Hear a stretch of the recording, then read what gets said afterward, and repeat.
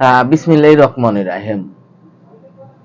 নিষিদ্ধ ঘোষিত আওয়ামী লীগের নেতারা যখন ক্ষমতায় আসে এবং 2008 সালের আগে আওয়ামী লীগ নেতারা বলছিল যে আমরা যদি সরকার গঠন করি আমরা বাংলাদেশের চিকিৎসা ব্যবস্থা উন্নয়ন করবে এবং বাংলাদেশে আমাদের মন্ত্রী বা এমপি তারা চিকিৎসা নিবে। যখন তারা ক্ষমতায় আসে বাংলাদেশ চিকিৎসা ব্যবস্থা উন্নত করে না, আরো ধ্বংস করছে।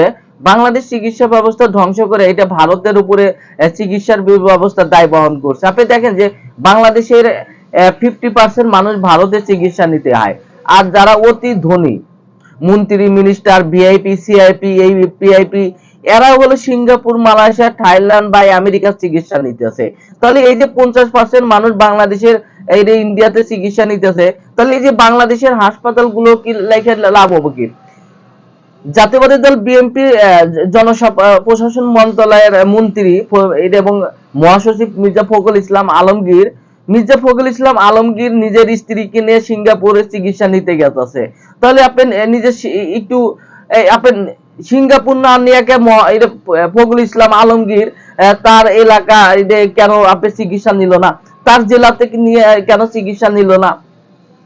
ঠাকুরগাঁও থেকে সে এমপি হয়েছে, ঠাকুরগাঁও মানুষের জীবন মান উন্নয়নের জন্য তাকে এমপি এবং মন্ত্রী বানাইছে। এই যে ফখরুল ইসলাম আলমগীর উচিত ছিল ঠাকুরগাঁও থেকে আপনার চিকিৎসা নেওয়া। আপনি ঠাকুরগাঁও হাসপাতাল ধ্বংস করবেন, আপনি রাষ্ট্রের হাসপাতাল ধ্বংস করবেন, বাংলাদেশের স্বাস্থ্য ব্যবস্থা ধ্বংস করা উন্নতি না করে আপনারা বাইরে বিদেশের একের পর এক চিকিৎসা নেবেন। কয়েকদিন আগে বিএনপির একজন এমপি এবং সংসদ নেতা একজন কমিটি জয়নুল আবেদিন কয়েকদিন আগে সিঙ্গাপুর যায় চিকিৎসা নিয়ে আসে। আজ ফখরুল ইসলাম আলমগীর যাচ্ছে। এই দেখেন যে বিএনপির প্রত্যেকটা নেতা এখনই যদি আপনারা সিঙ্গাপুর এই শুরু করেন চিকিৎসা নেওয়ার জন্য, তাহলে আপনার রাষ্ট্রের যে চিকিৎসা ব্যবস্থা, বাংলাদেশের চিকিৎসা ব্যবস্থা কিভাবে উন্নয়ন হবে? আপনাদের ছেলে মেয়েকে তো আপনারা লন্ডনে আমেরিকা রাখতেছেন, আপনাদের ছেলে মেয়েকে তো আপনারা বিদেশে চিকিৎসা নিতে যাচ্ছেন। তাহলে বাংলাদেশের চিকিৎসা ব্যবস্থা কেন কিভাবে উন্নত হবে? কারণ তারা নিজেরাই চিকিৎসা। আসলে বাংলাদেশের মানুষের উচিত হবে ভবিষ্যতে এই যে বিএনপির নেতা যারা মন্ত্রী হইতেছে, যে কথায় কথায় আপনি চিকিৎসা নেওয়ার জন্য আপনি লন্ডন থাইল্যান্ড সিঙ্গাপুর ইন্ডিয়াতে গেতেছে, তাদেরকেও আপনার জনগণ চিনে রাখতেছে যে আপনি জনগণের দেশকে ধ্বংস করে আপনি বাংলাদেশের স্বাস্থ্য ব্যবস্থা উন্নত না করে আপনি বিদেশ থেকে চিকিৎসা নিতে চাবেন, এটা কোন জনগণ কখনোই মানবে না। আপনি যদি মনে করেন পুলিশ আছে, সেনাবাহিনী আছে, আমার ক্ষমতা আছে, শেখ হাসিনা পুলিশ ক্ষমতায় অনেক ছিল। শেখ হাসিনা এদের মতন স্বৈরাচারী সরকার 100 বছরের মধ্যে বাংলাদেশে হবে না। কারণ শেখ হাসিনা ছিল দাজ্জালের বোন। দাজ্জালকে যদি দেখতে চান, শেখ হাসিনা এইরকম ছিল। কারণ এই মহিলা এতটাই দাজ্জাল ছিল, এই দাজ্জালকে ক্ষমতাচ্যুত করা হয়েছে এবং দাজ্জাল পালা যাইতে বাধ্য হয়েছে। তাহলে অবশ্যই বিএনপির নেতারা অবশ্যই বোঝা উচিত যে জনগণ আপনাকে ক্ষমতায় বসাইছে ওই জনগণ আবার নামাও দিতে পারে। 2008 সালে থেকে 2008 সালের পরে বিএনপির ডাকে সাধারণ মানুষ নামে নাই। যদি জনগণ কেন নামে নাই, এই জিনিসটা অবশ্যই বিএনপি স্মরণ থাকবে।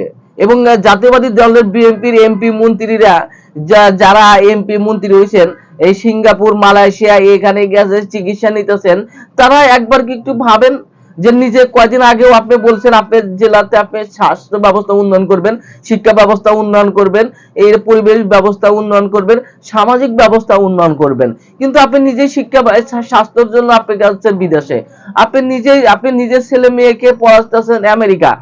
যে সমস্ত এমপি মন্ত্রীর ছেলে মেয়ে লন্ডনে পড়াশোনা করতেছে এবং ভবিষ্যতে তাদেরকে বাইরে পড়াশোনা করাবে, এই সমস্ত এমপি মন্ত্রীর ছেলে মেয়ের নাম লেখা হবে এবং ভবিষ্যতে বাংলাদেশ যদি সুন্দর রাষ্ট্র গঠন করতে না পারে এই দায় বহন এইসব এমপি মন্ত্রী নিবে।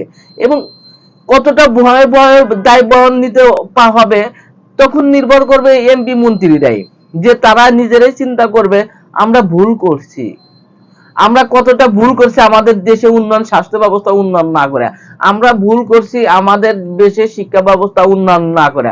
আমার মনে হয় যে বিএনপির মন্ত্রী এমপি মহোদয়রা অবশ্যই এই জিনিসটা বেশি গুরুত্ব দিবে এবং নিজেরাই বাংলাদেশের স্বাস্থ্য ব্যবস্থার প্রতি অগ্রাধিকার দিবে এবং বাংলাদেশের চিকিৎসা ব্যবস্থা নিবে।